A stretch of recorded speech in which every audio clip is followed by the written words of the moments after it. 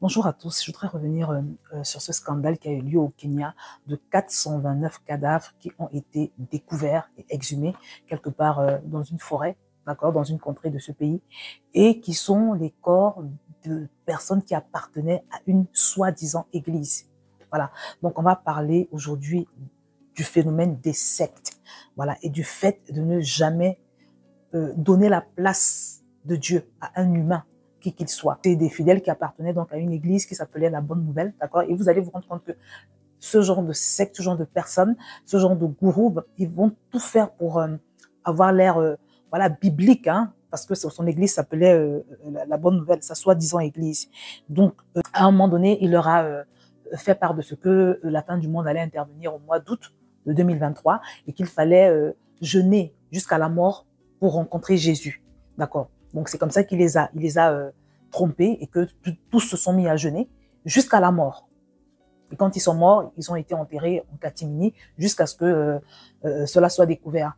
Mais moi, je voudrais relever vraiment quelques points qui, je pense, peuvent aider parce que nous sommes vraiment dans les derniers temps. La parole de Dieu prédit ce genre de choses. Si tu as l'habitude de lire la Bible, tu sais que la parole de Dieu prédit ce genre de choses. Et je pense que c'est important de faire cette vidéo également à titre de prévention parce que nous sommes dans des temps très mauvais. La première des choses, je ne sais pas qui tu suis, je ne sais pas où tu vas à l'église. J'espère déjà que c'est une église parce qu'il y a beaucoup d'endroits où les gens vont, mais c'est pas vraiment des églises, c'est tout simplement des sectes, d'accord? Mais tu dois toujours te conserver, t'assurer de conserver le droit de vérifier toutes les recommandations qui te sont faites à l'endroit où tu pries. Je t'assure, ce que je te dis peut te sauver la vie. Parce que ce monsieur à qui ces gens avaient fait confiance, je suppose qu'il leur apportait la parole tous les jours, voilà, que c'était, peut-être qu'il a bien commencé, peut-être même qu'il a bien commencé, et à un moment donné, il a été séduit, mais peu importe. Mais ce qui nous a conduit à cette situation, c'est le fait d'obéir bêtement aux recommandations de leurs dirigeants, en fait, au détriment même de ce que la Bible peut prescrire. C'est toujours très important de remettre en question, de se donner le droit de remettre en question les recommandations d'un système religieux, de s'assurer que ce qui est dit est conforme à la Bible et que c'est quelque chose qu'on a déjà vu, que ça a déjà été vu dans la Bible. D'où la haute importance de connaître sa Bible.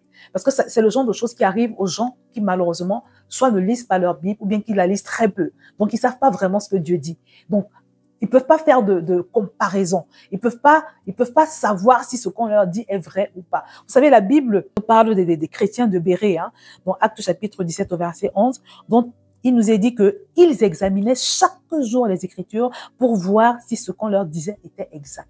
C'est-à-dire que ces gens, c'était des gens qui venaient de découvrir Dieu. Donc, ils ont trouvé des apôtres qui étaient bienveillants, qui leur prêchaient la parole, qui leur, voilà, enseignaient la parole. Mais quand ils rentraient chez eux, ils vérifiaient dans la Bible si ce qu'on leur disait était vrai. Donc, sois de ceux qui savent ce que Dieu dit dans la parole. De nos jours, il existe toutes sortes de supports pour lire la Bible. Je t'encourage à télécharger sur ton téléphone le logiciel YouVersion, la Bible. C'est très important pour toi on va dire, tu as la paresse.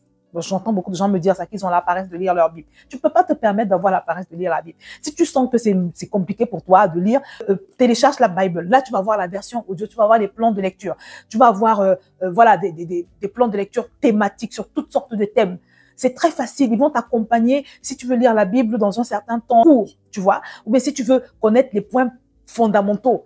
C'est gratuit. Mais donne-toi les moyens de connaître la parole. Tu peux pas avoir une relation avec Dieu sans savoir ce que Dieu prescrit, sans savoir ce que Dieu pense, sans savoir ce que Dieu attend. Tu peux pas, c'est juste pas possible. Tu peux pas vivre ta vie spirituelle au travers d'un homme, d'un humain, même si c'est ton homme de Dieu, même si c'est ton pasteur, même si c'est un vrai pasteur. Je suis désolée, tu dois au moins savoir ce que Dieu dit. Parce que sinon, tu vas forcément te retrouver dans l'idolâtrie. Dieu ne nous demande pas de vivre notre relation au travers d'un pasteur ou bien d'un conseiller spirituel ou bien de... Non, même pas au travers de la personne qui t'a amené à Christ. Non, Dieu veut que tu aies une relation avec lui. Il veut que tu connaisses sa parole, tu vois. Donc, c'est très important. Et un autre verset également nous dit, dans Galates chapitre 1 au verset 8, c'est l'apôtre Paul qui parle ici, que mais quand nous-mêmes, quand un ange du ciel annoncerait un autre évangile que celui que nous vous avons prêché, qu'il soit anathème, c'est-à-dire qu'il soit maudit. Il y a une autre version qui dit, si quelqu'un, même nous ou même un ange venu du ciel, vous annonçait un évangile différent de celui que nous vous avons prêché, qu'il soit maudit. Donc l'apôtre Paul est en train de dire que même si c'est quelqu'un qui vient là sous la forme d'un ange, pour te dire des choses que tu n'as jamais entendues, que tu n'as jamais vues dans la Bible, des choses bizarres, qu'il soit maudit, de manière de dire, il ne faut même pas l'écouter.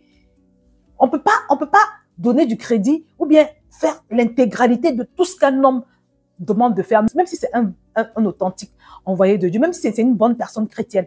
Parce que des fois, les gens vont t'induire en erreur parce que eux-mêmes, ils se sont trompés, tu vois. Donc, quand bien même il s'agit de quelqu'un de bien, ton conseiller spirituel, celui qui t'a amené au Seigneur, il peut arriver qu'il se trompe. Donc, tu peux pas donner une confiance aveugle à un humain. Connais ta Bible, mon frère, connais ta Bible, ma sœur. Ce n'est pas une option. Voilà. Et c'est très important. Parce que quand tu le fais, tu donnes la place de Dieu à l'homme et tu te retrouves en idolâtrie et tu attristes grandement le Saint-Esprit. Donc voilà, ce qui s'est passé au Kenya, c'est malheureusement les conséquences du fait au lieu de livrer sa vie à Dieu, au lieu de donner ta vie à Dieu, tu donnes ta vie à un homme. Et l'homme en question commence à avoir un droit de vie ou de mort sur toi. Et ça, c'est terrible, c'est horrible. Donc j'ai vraiment tenu à faire cette petite vidéo pour sensibiliser les personnes parce que quand moi j'ai entendu cette histoire, ça m'a secoué. Je me suis dit, mon Dieu, ça existe encore? Non, non, non, ça veut dire qu'il y a des gens sur la surface de la terre qui ne savent pas qu'il faut être biblique. Ils ne savent pas que c'est important de connaître la Bible et de toujours confronter ce qui t'est recommandé dans ton église par rapport à ce qui figure dans la Bible. Il y a beaucoup d'églises, même conventionnelles aujourd'hui, qui prescrivent des rites, qui prescrivent d'adorer des choses qu'on ne doit pas adorer ou des personnes qu'on ne doit pas adorer. Ce n'est pas dans la Bible. L'apôtre Paul vient de dire que si quelqu'un vient avec un autre évangile, qu'il soit maudit, même si c'est un ange, ça veut dire que quel que soit le rang de la personne, quel que soit son statut, quel que soit son titre, à partir du moment où il te demande de faire quelque chose qui va à l'encontre de ce que Dieu, le Dieu qui te donne le souffle de vie là, prescrit, non, tu n'es pas tenu de l'écouter. Et apprends à confronter tout ce qui t'est prescrit. Je ne sais pas où tu vas, à l'église. Apprends à confronter tout ce qui t'est prescrit à la parole.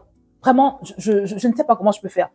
Mais comme je te l'ai dit, ce n'est pas une option. Sinon, tu seras égaré. C'est obligé. La Bible dit que dans les derniers temps, on aura beaucoup de faux prophètes. Mais comment tu fais pour les discerner? Si tu sais même pas ce que Dieu dit, si tu connais pas Dieu véritablement, comment tu fais pour les discerner? C'est compliqué. Donc, les amis, voilà. C'est très important quand même d'avoir un peu de jugeote, d'analyser un peu tout ce qu'on te prescrit dans le système religieux auquel tu appartiens, d'accord? Et quand je parle d'analyser, de regarder, d'avoir un peu de jugeote, voilà, de se donner le droit de penser, d'accord?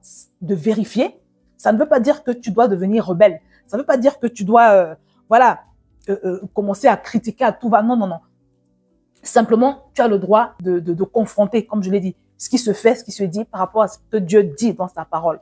Voilà. Fais-le et pose des questions. Tu as le droit de poser des questions. Et fais-le dans le respect. C'est très important.